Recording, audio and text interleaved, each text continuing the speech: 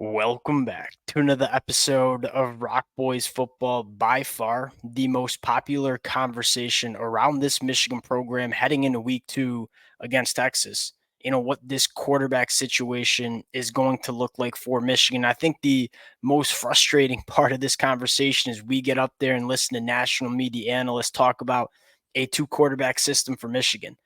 It ain't no two quarterback system. I think that was made very clear against Fresno State, where Davis Warren's the guy, and Alex Orji comes in to give the opposing defense a different look, give the offense a little bit of a spark in a different manner, very similar to how Alex Orji was used in 2023. That being said, Alex Orji in 2023 was not asked to do as much because we had a top 10 NFL draft pick at quarterback in JJ McCarthy. You don't want to take JJ McCarthy off the field.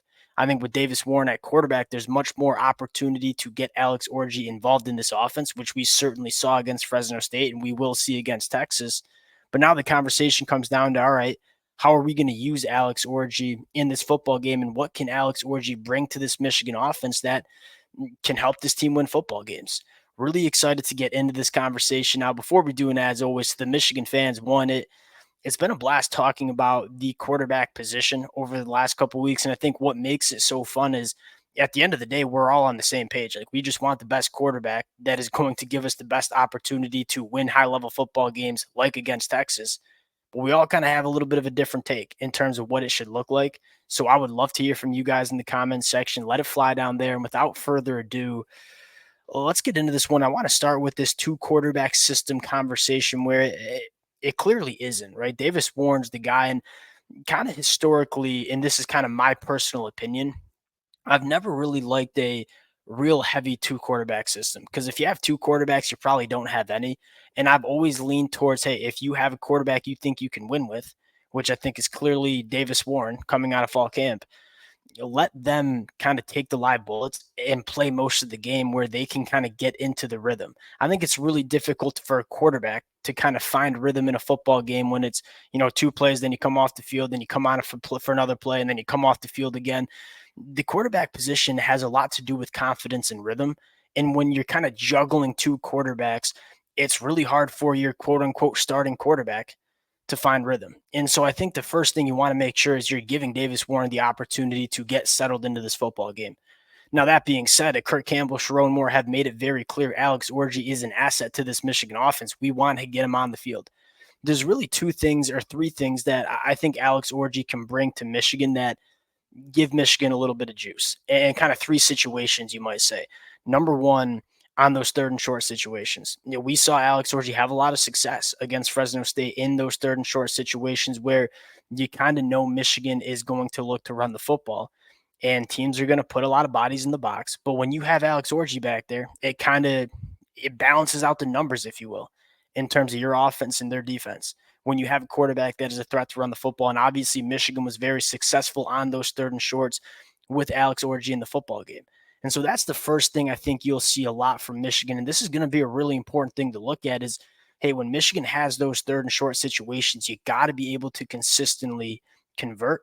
And I think Alex Orji definitely provides Michigan a little bit more juice and ability to consistently convert on those third and short situations. I think secondly, in the red zone, when you get into the red area, the throwing windows, especially in the short intermediates, they kind of get a little clogged up.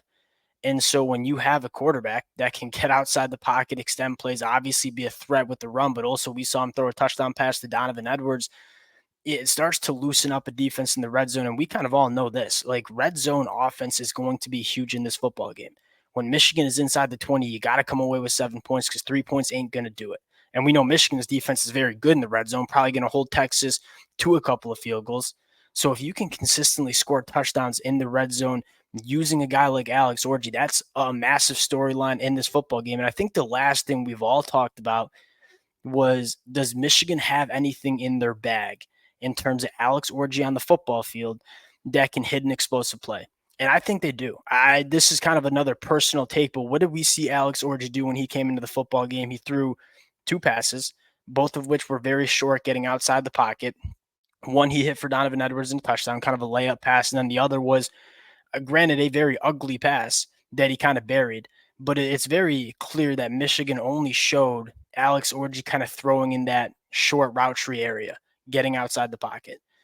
We all know Alex Orji can throw. And I do think that at one point during this football game, they're going to have Alex Orji on the football field, probably after he's thrown maybe a short pass or have run the football a couple of different times. So Texas is obviously keying in on the run game when Alex Orji's on the football field. Do you have something in your bag where you can let a wide receiver work vertically and give Alex Orji a chance to throw a touchdown?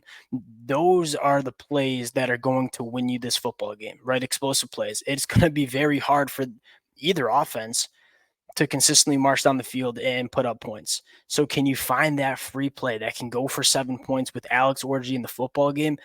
I think they have something in their bag because they didn't show much against Fresno State, right? I mean, Alex Orji either ran the football or threw it very short outside of the pocket.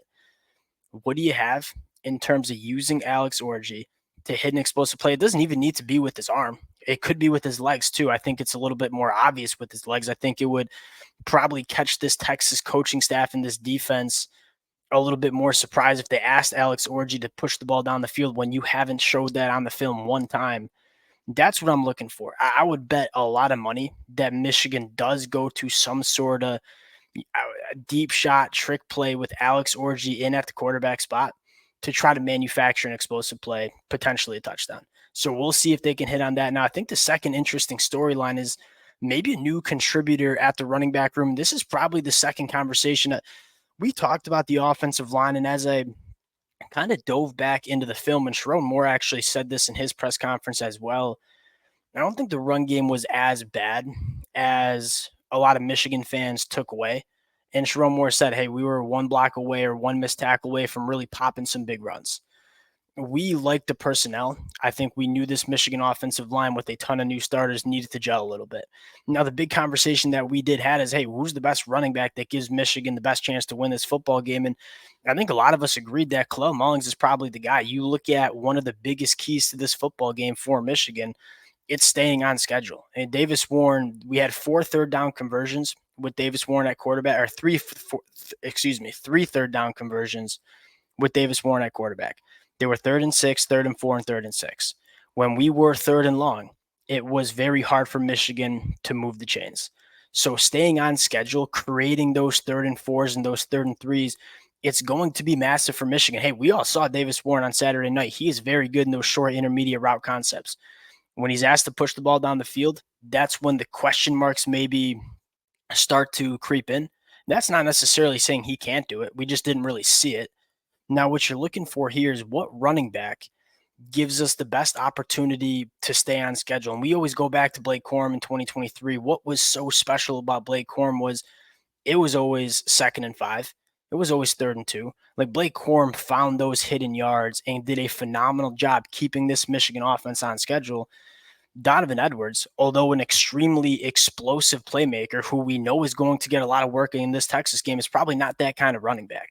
Kalel Mullings certainly showed that he was that running back, had over 5 yards per carry after contact, forced 5 missed tackles, a guy that's a bruiser. I think the guy that's going to be the bell cow in this football game. Now, another running back that Tony Alford gave a massive shout out during his press conference that I think could kind of fit this mold is Benjamin Hall, a guy that a lot of Michigan fans have been clamoring for in the comment section. I don't necessarily disagree. Benjamin Hall is up to 5'11", 235 pounds. He is a bowling ball when he's working vertically down the field.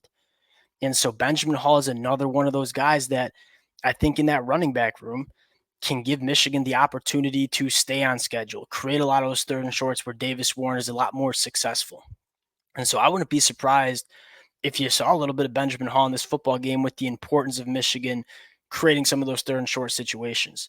And then Donovan Edwards, again, the argument is not get Donovan Edwards off the field. Like Donovan Edwards is a playmaker, has come up with massive plays throughout his Michigan career that have won us football games. Washington, Ohio State. Figure out the best way to get that Donovan Edwards involved. Whether that's jet sweeps, whether that's out of the backfield, Donovan Edwards is still a massive asset and key to this Michigan offense. He's a team captain for a reason. But is he the best running back to keep Michigan on schedule routinely as the bell cow running back? My personal argument is probably not. And I know some people might disagree. I think that's the beauty of this conversation. But I think a guy like Kalel Mullings and potentially Benjamin Hall would be better suited to keep Michigan on schedule. And then when you want to dial up the explosive play, that's when you might get Donovan Edwards a little bit more involved in this offense. I think those are the keys. I think we're all really fascinated to see if Alex Orji's uh, packages and role get a little bit more expanded. I think they will. But again, it's that fine line between balancing, hey, we want to get Alex Orji on the football field, but we want to give Davis Warren a chance to kind of get in a rhythm as that quarterback one in this Michigan offense. We're going to get our answer, 23 hours till kick right now. We're recording at 12:41. Fired up about it. We'll see how it plays out. Appreciate you guys rocking with the boys again. Would love to hear from you guys in the comment section. If y'all do enjoy the content, consider subscribing to the channel. Appreciate y'all. We'll talk to you guys later. Peace.